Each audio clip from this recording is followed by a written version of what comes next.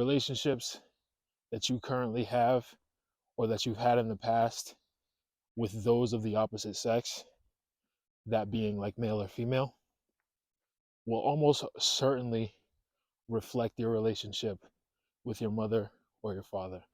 Walk with me now. I know it's become a big kind of topic. I mean, I guess you could say there's been a lot of tension between the sexes as of late, but that's a whole nother topic that I can address. But I saw this video the other week of this guy. His name was Deshae Frost, but I guess he had said that he's had intercourse with over 150 women. If you feel the need to indulge in a promiscuous lifestyle, it almost certainly stems back to the relationship that you had with your parents or with someone you considered a guardian. For the male example, let's say you had a mother who had let you down at some point in your childhood. She let you down in some way or some form. Let's say she didn't give you enough love. Some people may manifest that feeling and start to seek out that love. They seek out that feeling. They want that feeling in any way that they can get. And sometimes maybe the only way they can feel that is through sex. And they try to get it as much as they can. Or even from the same coin, if you had a mother who was distant, maybe you find yourself in a lot of relationships in which the women they don't really seem interested in you, but you keep this hope to yourself that like, oh shit, like I can, it's the thing where the people say like, oh, I can fix her. Maybe that's something you would feel. And then in turn, with women, of course, is the same thing. If women had a father who didn't, well, actually, sometimes even it can be the other way around. Because if a woman has a father who may be a little like too friendly with her, should I say? You know, this can lead her to believe, or lead a child to believe that that's the only way they can be validated. And that's the best way to do it, because that was the way that she was shown from her father. Your relationships with the opposite gender, opposite sex, will 100% reflect your relationships now.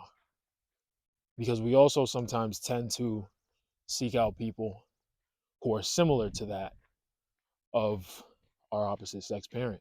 I know people like to think Freud was crazy for what he said.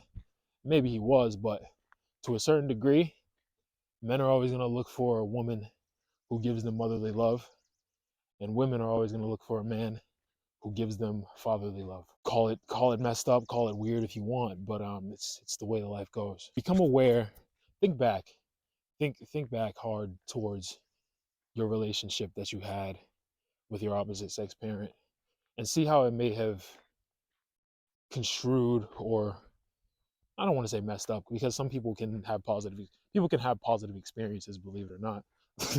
But see how it affected how you treat relationships now.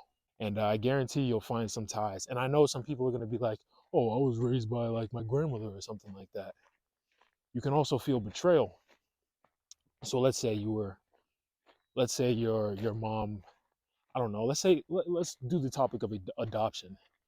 Let's say your mom puts you up for adoption. The moment, even if you were a baby, the moment that you realized your mother put you up for adoption, as a kid, that probably hurt you. That almost certainly hurt you. And you felt like you were betrayed. So now you may grow up thinking that you may have that anxiety constantly, that women are going to betray you or something's going to go wrong.